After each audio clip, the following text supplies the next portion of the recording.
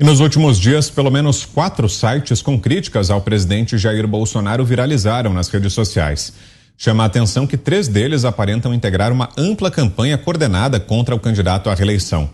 Trata-se de uma operação de influência digital promovida com inteligência estratégica e sofisticação tecnológica digno de trabalho de profissionais.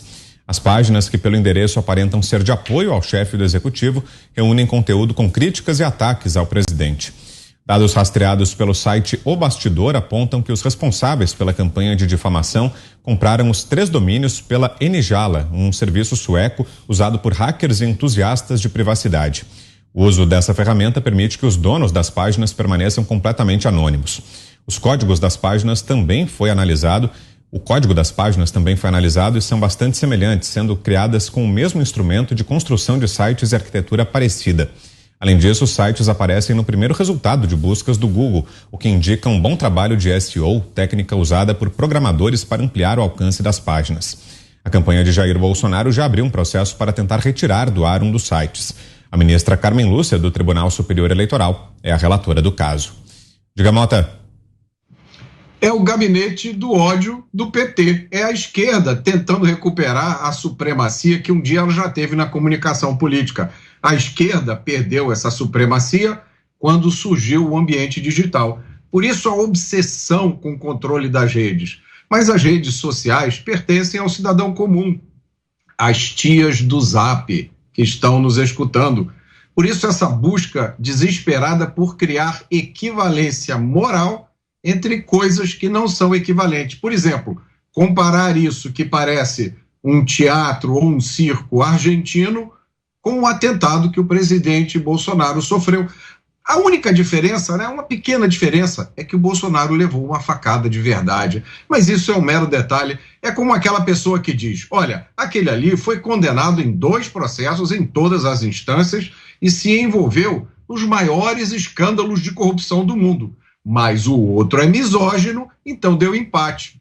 É como o teatro, não sei se vocês viram, do Tribunal Permanente dos Povos, que num júri simbólico disse que Bolsonaro cometeu crimes contra a humanidade. Esse tribunal deve ficar no mesmo prédio onde fica a tal segunda instância da ONU que o candidato do PT disse que o absolveu.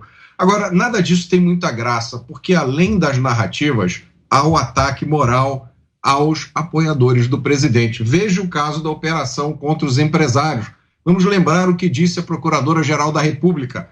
Trata-se de prática de persecução penal especulativa indiscriminada. Ou seja, estão usando a justiça criminal para perseguir pessoas inocentes. A procuradora também disse, é um desrespeito ao sistema acusatório, uma violação grave da Constituição. E aí a gente pode se perguntar, mas por que eles estão fazendo isso?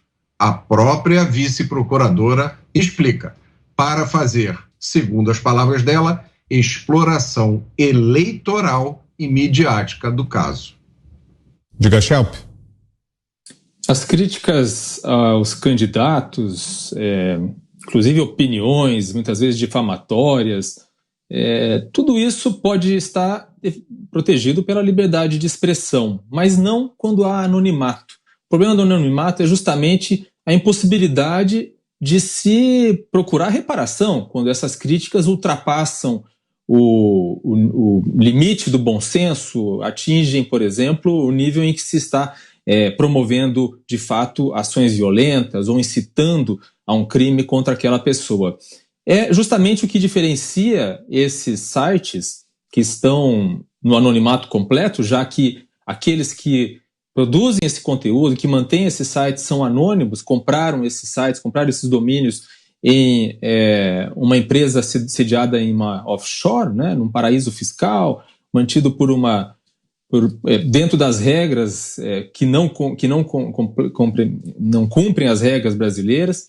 Então esse que é o grande problema, isso que diferencia outros sites que surgiram essa semana e que criticam, difamam o presidente, mas que tem um nome. É possível acionar essas pessoas e responsabilizá-las, verificar, por exemplo, se elas têm conexão com algum partido político. Essa é que eu acho que é a questão fundamental. É preciso saber se esses sites estão ligados a algum partido político, porque se estiverem, pode estar incorrendo aí em algum crime eleitoral.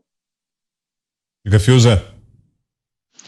Mas um sujeito lá no interior que disse lá um impropério contra o STF, ele não foi preso porque ele era do gabinete, do não sei o quê, da onda de ódio, da organização criminosa contra a República, ato antidemocrático, desinformação, fake news, etc.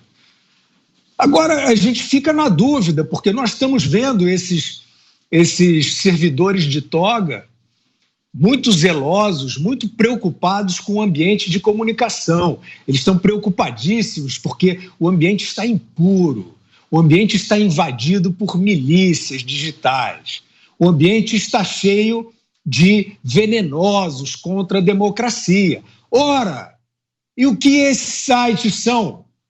O que esses sites de ataques sistemáticos a um político são? Eles são a fina flor da comunicação? Eles são a lisura informacional a qual se referiu o ilustre, eminente Luiz Fux? De que se trata isso? Bom, se o resto é caso de polícia, se jornalista é caso de polícia, se deputado é caso de polícia, bastando ser simpatizante do presidente da República, a gente espera que nesse caso também haja uma medida dura. É claro que o que nós achamos aqui, nós que ainda temos esperança na democracia, é que a expressão é livre.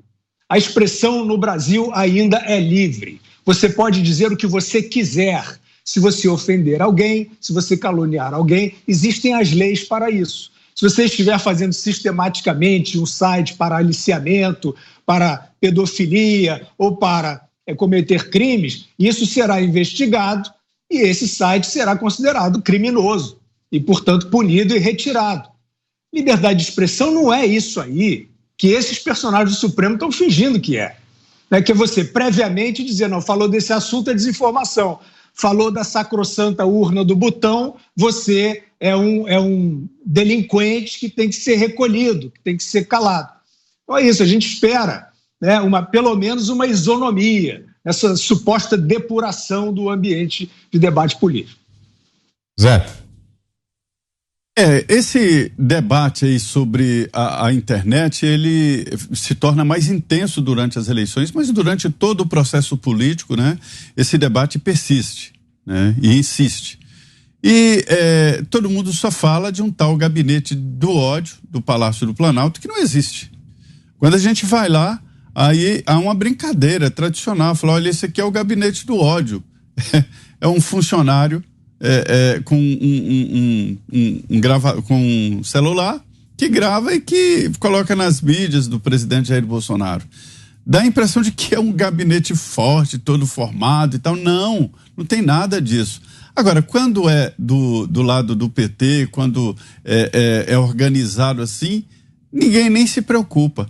Veja bem, o mesmo Tribunal Superior Eleitoral, que fez toda uma frente, nós vamos nos preparar, não vamos tolerar a violência política na internet, deixa passar, está entulhado de denúncia, entulhado.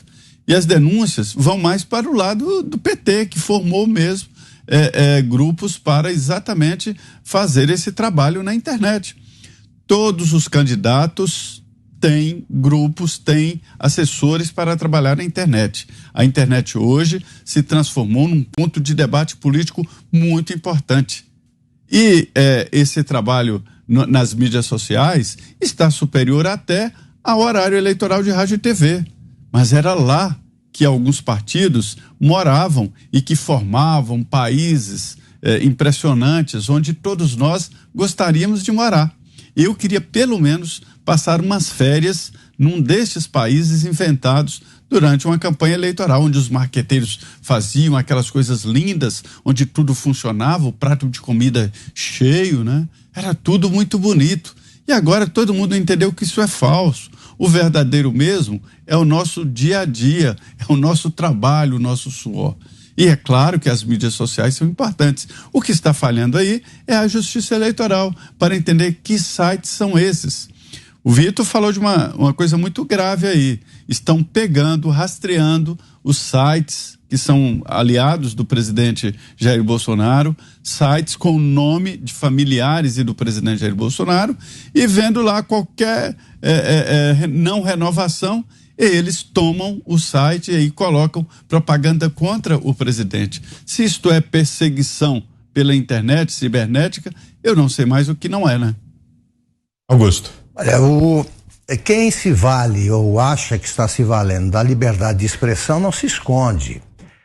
O problema do anonimato é que agrava tudo.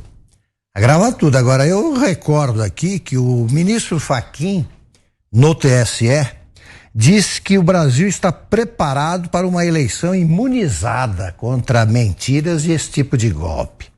O Barroso diz que nenhum conspirador escaparia aí dos caçadores da verdade que estão encastelados ali no TSE. E o Alexandre de Moraes, repito, diz que será implacável, né, com delinquentes que ousem desafiar o sistema eleitoral mais perfeito, o único sistema eleitoral perfeito